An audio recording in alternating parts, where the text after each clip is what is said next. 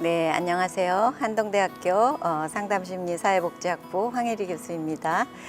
오늘은 우리가 다시 그리는 풍성한 부부의 삶이라는 제목으로 부부가 어떻게 조금 더 행복하고 조금 더 아름답게 살 수 있는지에 대해서 심리학적인 이론들을 가지고 또 실제 케이스들을 가지고 같이 나눠 보려고 합니다.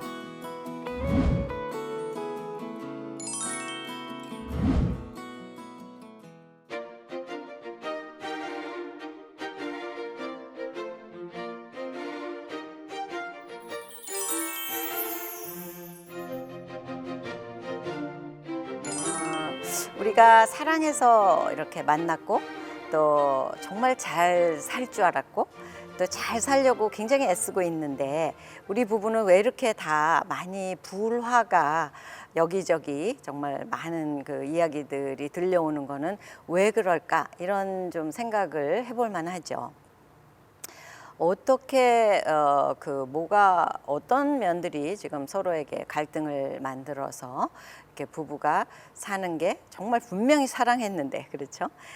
그렇게 아주 행복할 줄 알았는데 이렇게 쉽지가 않을까, 왜 이렇게 만만하지가 않을까 이런 생각들을 많이 해보실 것 같아요.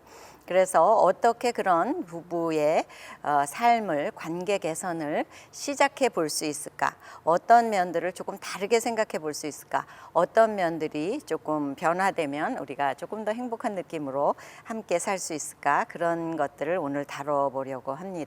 그래서 오늘 제가 다룰 것들은 한 5가지로 조금 나누어서 이야기해 보려고 하는데요. 우선 서로에 대한 그 기대, 나는 내 배우자에게 어떤 기대를 가지고 있는가, 그래서 서로에 대한 그 기대를 파악하려는 그 부분들을 좀 살펴보고 그 기대가 정말 건강한 기대인지 그렇지 않은지 이런 것들을 좀 살펴보고요. 그 다음에 서로의 역할, 우리 부부는 서로 어떤 역할을 각자 하고 있는가, 이런 것들이 좀 그 건강하게 역할 분배나 이해가 잘 되고 있는가, 이런 것들을 좀 살펴보려고 하고, 또 내 배우자란 존재는 도대체 어떤 사람인가, 나는 저 배우자란 존재를 어떻게 생각하고 있는가, 이런 인식의 문제들을 조금 다뤄보고, 그리고 이제 실제 관계 대처하고 소통하는 법, 그리고 우리 부부가 정말 한 팀이 되는 부부는 어떤 모습일까, 이런 것들을 좀 5가지로 좀 나누어서 살펴보려고 합니다. 우선 서로에 대한 기대 부분을 우리 한번 좀 얘기를 해보죠. 나는 배우자에게 어떤 기대를 가지고 있는가 한번 생각해 봤으면 좋겠어요. 나는 내 배우자에 대한 어떤 기대가 있을 텐데 어떤 기대를 가지고 살고 있는가. 왜곡된 기대도 있을 수 있고요. 또 아주 자기중심적인 기대도 있을 수 있고요. 또 굉장히 아이디얼한 이상적인 기대도 있을 수 있고요.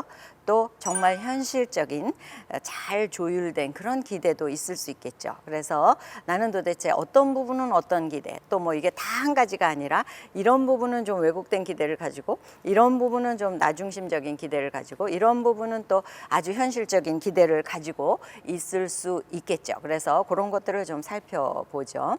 배우자는 나를 위해 존재하는 사람이라는 생각을 혹시 나는 갖고 있는가? 한번 각자 좀 생각을 해봅시다.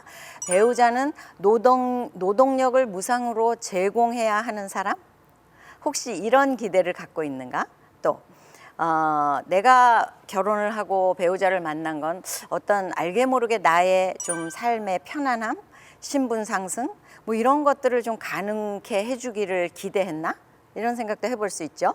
또 아니면 나의 깊은 이 외로움을 해결해 주는 사람, 이런 생각도 해볼 수 있을 것 같아요. 나는 도대체 내 배우자에 대해서 어떤 기대들을 가지고 있었고 지금 가지고 있는가 한번 짚어보는 거죠.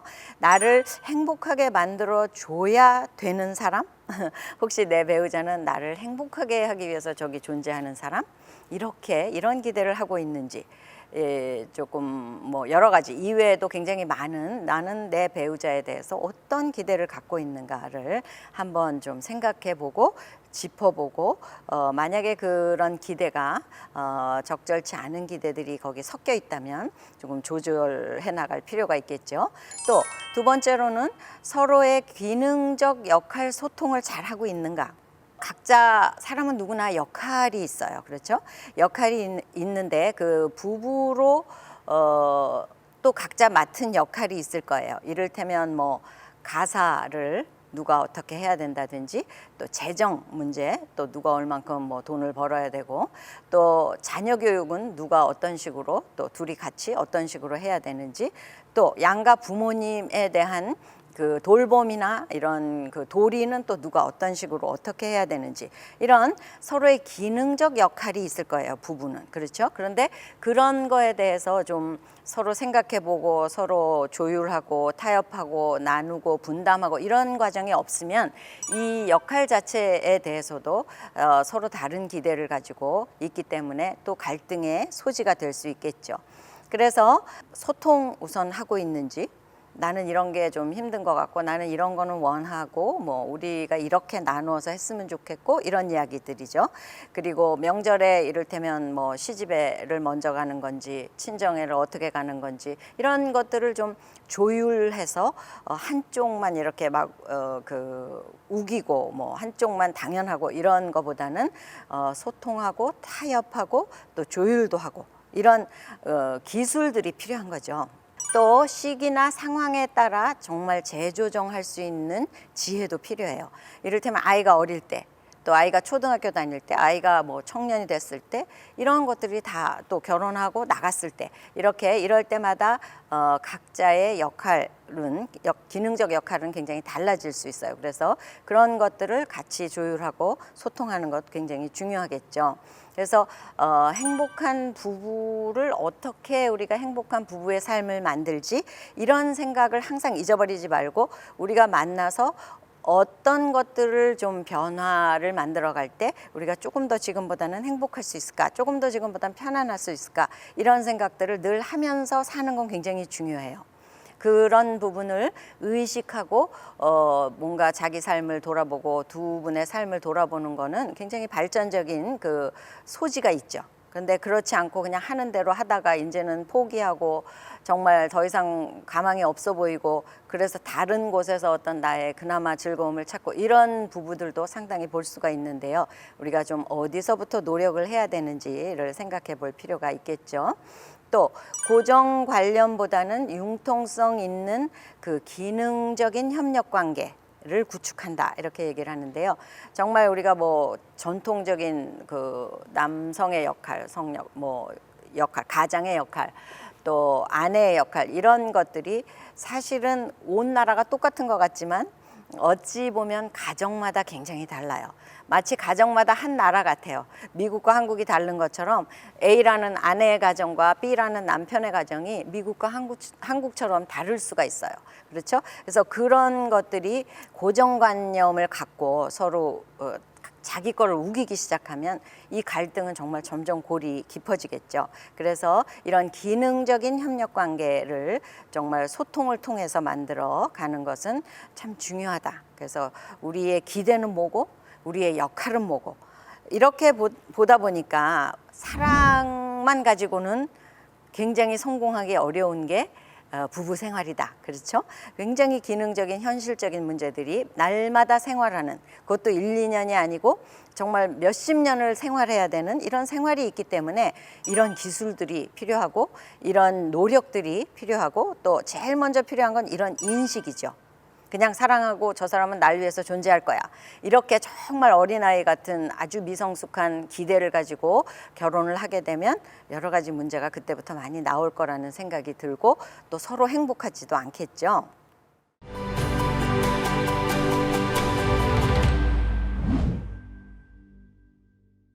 그 다음에 이제 세 번째로 우리가 좀 살펴봐야 될 것, 행복한 다시 그리는 풍성한 부부의 삶을 위해서 우리가 좀 살펴봐야 될 거는 배우자가 누구인가 좀 인식하자. 그렇죠? 그래서 내 배우자라는 사람은 도대체 어떤 존재지? 이렇게 한번 좀 살펴보면 좋은데요.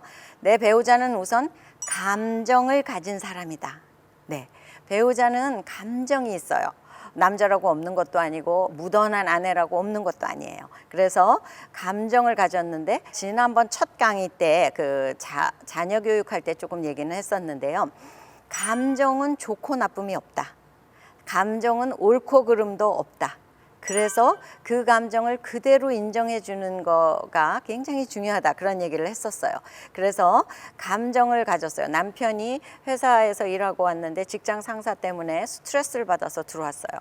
그래서 집에 와서 이제 투덜투덜 이야기를 할 때 그 감정은 아내가 정말 인정을 해줘야 돼요.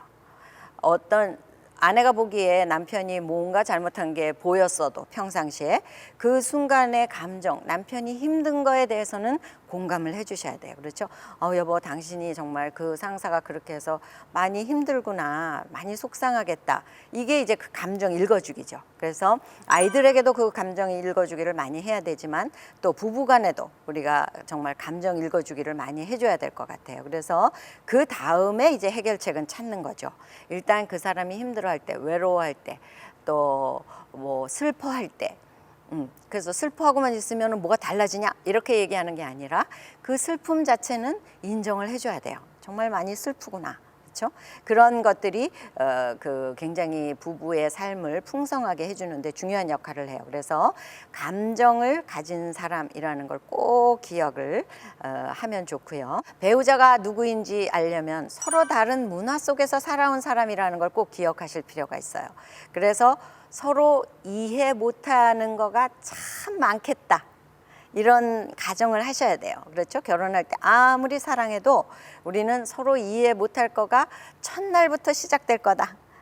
그 어릴 때부터 자라온 환경, 형성된 성격, 가치관 이런 게 너무 다르기 때문에 또 여자와 남자가 또 기본적으로 다른 여러 가지 성향들이 있고 역할이 또 굉장히 달라왔기 때문에 그래서 생각하는 것들이 굉장히 다를 수 있어요. 그래서 우선 서로 다른 문화 속에서 살아온 사람이라는 거를 기억하고 생활하는 거하고 그냥 이제 우리 둘이 만났으니까 우리 둘 방식으로 살아야 돼 이렇게 하는 거하고는 굉장히 행복도가 달라지겠죠.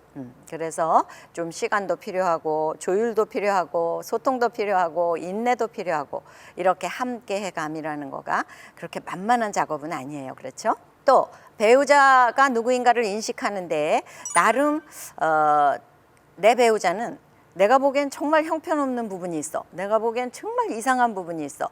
내가 보기엔 정말 이해 못할 부분이 있어도 그 사람은 나름 자기의 최선을 다하고 있는 사람이라는 거를 여러분들이 꼭 기억하실 필요가 있어요. 모든 사람은, 이 세상 모든 사람은 자기의 상황에서 자기의 처지에서 최선을 하고 있는 거예요. 누가 불행하게 살고 싶겠어요? 누가 남을 괴롭히고 싶겠어요? 누가 뭐 못나 보이고 싶겠어요? 누가 못하고 싶겠어요? 그렇죠? 그런데 성격 형성이든 뭐 문화, 자기가 자란 어떤 가족의 문화든 아니면 뭐 병리, 임상적인 어떤 병리, 심리적인 병리든 뭐 때문에 잘 안 되는 거예요. 아니면 모르는 거예요. 그래서 모르는 사람과 잘 안 되는 사람을 우리가 어떻게 대해야 돼요? 내가 도와줘야 될 사람이다. 또 내가 도리어 불쌍히 여겨줘야 될 사람이다. 너무 무지하면 그렇죠?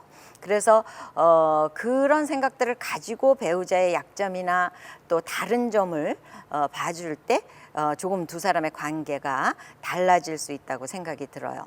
또 내 배우자는 아까 배우자가 누구인가 인식하기 얘기했는데요. 내 배우자는 신이 아닌 사람일 뿐이에요. 신이 아니에요. 신은 뭐든지 잘하겠죠.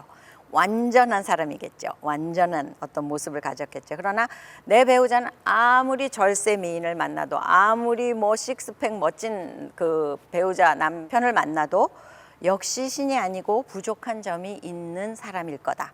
이렇게 아주 현실적인 기대를 갖는 게 굉장히 중요해요.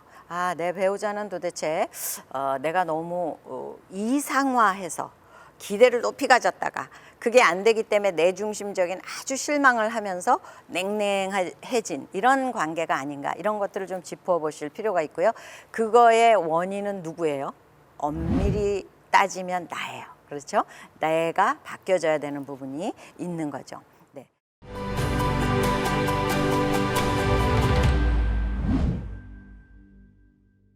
그래서 이제 실제로 우리가 어떻게 잘 살기 위해서 어떤 방법을 쓸 수 있는가를 조금 얘기해 보기로 하겠습니다. 관계 대처법, 또 소통 방법을 조금 얘기해 보죠. 우선 제일 여러분들이 좀 손쉽게 내일부터라도 오늘부터라도 쓸 수 있으신 거는 나의 요구, 나의 욕구, 또 원함, 내가 원하는 거를 아주 구체적으로 상대방에게 알리기를 하는 거는 굉장히 도움이 돼요. 이를테면 여보, 내가 원하는 거는 가사 분담이에요. 이렇게 아주 감정을 섞지 않고 또 굉장히 구체적인 얘기들을 나누는 거가 좋고요. 사이가 나쁠 때 하지 마시고 사이가 좋을 때 얘기를 하실 필요가 있고요. 그래서 내가 원하는 거는 정말 몇 시간의 아주 조용한 휴식 시간이 정말 필요한 것 같아요. 이런 얘기, 이렇게. 그리고 또 내가 원하는 거는 뭐 최소한의 저축이에요. 우리가 앞으로 미래를 생각을 하면 이대로 사는 것보다는 조금 어디선가라도 조금이라도 아껴서 최소한의 저축을 해서 당신과 내가 미래에 행복하게 살기를 원해요. 이렇게 내가 원하는 거를 아주 객관화시켜서 구체적으로 얘기할 필요가 있어요. 또 여보 7시까지는 세탁물을 세탁기에 꼭 넣어주기 바래요. 왜 7시라는 말을 하느냐면 특히 남자분들은 이렇게 데드라인을 드리는 게 참 좋아요. 왜냐하면 그냥 집안일 도와줘 이래도 안 되고요. 또 뭐 빨래 좀 해줘 이래도 잘 안 돼요. 그냥 아주 구체적인 지침을 주면 도리어 남자분들은 조금 더 잘 움직여 주세요. 그래서 막 이렇게 짜증내지 마시고 프레셔 주지 마시고 내가 아까도 얘기했죠. 내가 원하는 거는 정말 가사 분담이고 몇 시간의 조용한 휴식 시간이 정말 한 주에 한 번 정도는 필요한 것 같아요. 이렇게 얘기를 하고 그래서 이제 세탁 하는 거를 좀 당신이 도와줬으면 좋겠고 그래서 오늘은 세탁하는 날이고 7시까지는 요걸 넣어주세요. 이렇게 아주 이성적으로 합리적으로 차분하게 구체적으로 그리고 화 안 났을 때 평상시에 사이 좋을 때 하시면 더 좋겠죠. 그래서 이렇게 좀 말하는 여러 가지 습관들, 대화의 방식을 조금 더 성숙한 방식, 조금 더 이성적인 방식으로 나누는 거가 소통에 도움이 되죠. 보통 그 싸움을 아무래도 하게 돼요. 그렇죠? 진짜 안 싸웠다는 부부 어쩌다 있지만 뭐 꼭 싸움이란 말을 하지 않더라도 냉전, 갈등, 뭐 화나는 거 이런 거 원통함, 뭐 분함 이런 것들이 있을 수 있겠죠. 그래서 싸울 때 목적을 인지하기. 서로 갈등이 생길 수는 있어요. 아까 말씀드린 것처럼 서로 너무 다른 그 환경에서 자라왔기 때문에 그런데 싸움의 목적을 인지하는 건 굉장히 중요해요. 이를테면 싸우는 목적은 뭐예요? 이기기 위함이 아니죠. 네, 함께 잘 살기 위한 게 목적이에요. 함께 잘 살기 위해서 싸우는 거라면 싸움의 방식이 굉장히 중요하겠죠. 그래서 상대방의 아주 약점, 아픈 곳, 수치스러운 것 이런 거는 될 수 있으면 훗날을 생각해서 공격 안 하는 게 좋아요. 아무리 화가 나도 그건 아주 결단을 하세요. 나는 저 사람의 약점은 얘기하지 않을 거야. 그렇죠? 또 상대방의 가족은 될 수 있으면 비방하지 않는 게 좋아요. 왜냐하면 나는 내 가족을 욕해도 상대가 내 가족을 욕할 땐 싫어요. 그렇죠? 그거는 뭐 누구나 똑같아요. 그거를 막 굳이 남이 싫어하는 거를 할 필요는 없죠. 이를테면 남편이 나를 싫어하기 위해서 굳이 남편이 싫어하는 걸 하고 싶은 사람은 가족을 비방해도 돼요. 그러나 그렇지 않고 굳이 저 사람이 나를 싫어하게 하는 그런 것들을 내가 하고 있다면 그는 조금 변화를 만들어 가야 되겠죠. 또 가능한 한 과거 얘기 안 하기. 그래서 과거 얘기를 또 되씹고 특히 수치스러운 어떤 과거의 그 사건들을 자꾸 얘기하는 거는 정말 건설적이에요. 그렇죠? 그래서 좀 조심을 많이 해야 될 것 같고요. 그 다음에 어떤 얘기를 할 때 이 쥐도 몰리면 고양이를 문다 그러잖아요. 그래서 슬쩍 빠져나갈 여지를 좀 주세요. 서로 이렇게 갈등 상황에서 싸울 때는 조금은 빠져나갈 여지를 주셔야 그 화해가 생길 수 있고요. 그리고 아까도 말했지만 싸우는 목적이 뭐라 그랬어요? 네, 잘 살기 위해서. 그렇죠? 그래서 그런 생각을 좀 해주시면 좋고요. 그 다음에 내가 뭘 받고 있나 뭐 이런 거보다는 뭘 내가 주고 있나를 좀 더 돌아보는 이런 부부의 관계들이 굉장히 중요하고요. 또 상대가 원하고 관심 있는 게 뭔가 이렇게 관심 가져주는 사람은 싫어할 수가 없어요. 내게 관심 가져주는 사람을 싫어하는 사람은 없어요. 그렇죠? 그래서 그런 것들을 좀 먼저 하시는 게 굉장히 중요하겠죠. 그래서 또한 이제 이렇게 우리가 말을 할 때 상대의 의도를 먼저 알아주는 건 굉장히 중요해요. 말 소리만 듣지 마시고, 이를테면 남편을 뭘로 생각하는 거야? 이러면 당신이 나를 좀 더 귀하게 여겨줬으면 좋겠어요. 이런 마음이에요. 의도는. 그렇죠? 그럼 그렇게 의도를 듣는 거예요. 또 맨날 늦게 들어오잖아 당신. 이렇게 하면 나는 자기와 당신과 함께 시간을 보내고 싶어요. 이렇게 의도를 듣는 거예요. 이렇게 그 마음을 자꾸 듣다 보면 뭔가 갈등 해소의 그 여지가 생기죠. 돈 좀 아꼈어 뭐 이런 거라면 미래에 우리 둘이 좀 더 여유 있게 살고 싶어요. 이런 것들이죠. 그래서 이렇게 좀 말소리만 듣지 말고 그 억양 높은 이 높은 억양의 그 소리만 듣지 말고 이렇게 의도도 듣고 마음도 듣고 동기도 보고 이렇게 하는 거가 굉장히 중요하죠.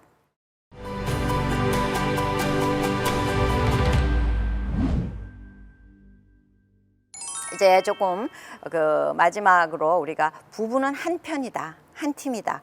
이 세상이 얼마나 험악해요. 그렇죠? 험악하고 살기도 힘들고 문 밖에만 나가면 경쟁이고 불안하고 그렇죠? 공격적이고 뭐 사기도 많은 세상이고 이래요. 그래서 남편도 아내도 참 이게 문 밖을 나가면 쉽지 않은 그런 세상이에요. 자녀 교육도 쉽지 않고 뭐 시부모님 또 친정 부모님과의 관계도 그렇게 녹록하진 않아요. 요즘은 아주 다 오래 사시기 때문에 또 이렇게 모시고 돌봐드려야 될 시간도 길고 이래서 이렇게 어려운 세상이에요. 그런데 그런 어려운 세상에 두 사람이 한 팀이 돼서 혼자 싸우는 게 아니라 세상과 두 사람이 한 팀이 돼서 세상과 싸우는 거예요. 둘이 싸우는 게 아니고 부부는 같은 편이고 이 두 사람이 싸우면 정말 갈 곳을 잃는 거죠. 그렇죠? 그래서 내 편이 없어지는 거예요. 그래서 부부는 잘 살기 위해서 또 세상에서 한 팀으로 내 편이 돼서 살아가기 위해서 만난 거다. 그러니까 이렇게 로맨틱한 것도 좀 그 만남에 있어서 너무 감사하죠. 그러나 그걸로 평생 사는 게 아니고 정말 한 팀이 돼서 기능적으로 동료 의식을 가지고 일도 역할을 가지고 서로 하나로 뭉쳐서 그렇게 힘차게 살아가야 되는 게 부부라면 우리가 좀 더 우리가 왜 싸우고 뭐를 못마땅해 하고 이런 것들을 좀 생각해 볼 필요가 있고요. 그래서 한 팀이 되는 부부는 장점 칭찬을 많이 해줘야 되겠죠. 누구나 장점은 있어요. 그렇죠? 단점은 최소화, 그렇죠? 단점 보완하는 건 최소화, 단점 발견하는 건 최소화, 그리고 장점을 많이 찾고 칭찬을 해주는 거는 정말 최대화. 이렇게 해서 기분 좋게 또 서로 응원하기, 또 정말 타협도 잘 해야 돼요. 여러분들 직장에 나가면 뭐 타협도 잘 하잖아요. 그렇죠? 아내하고도 남편하고도 좀 실제적인 이런 타협도 하고 양보도 하고 전략을 좀 쓰시고, 그렇죠? 그래서 현실적인 기대와 조율이 정말 꼭 필수가 되어 있는 이런 그 아주 현실적인 기대치와 실용적인 지혜를 나누는 가정, 이런 거가 정말 행복한 부부의 삶을 만들어 가시면 아마 그 가정의 자녀들 또 그 가정의 부모님들도 다 행복이 조금씩 전파돼서 행복한 사회가 될 것 같습니다. 감사합니다.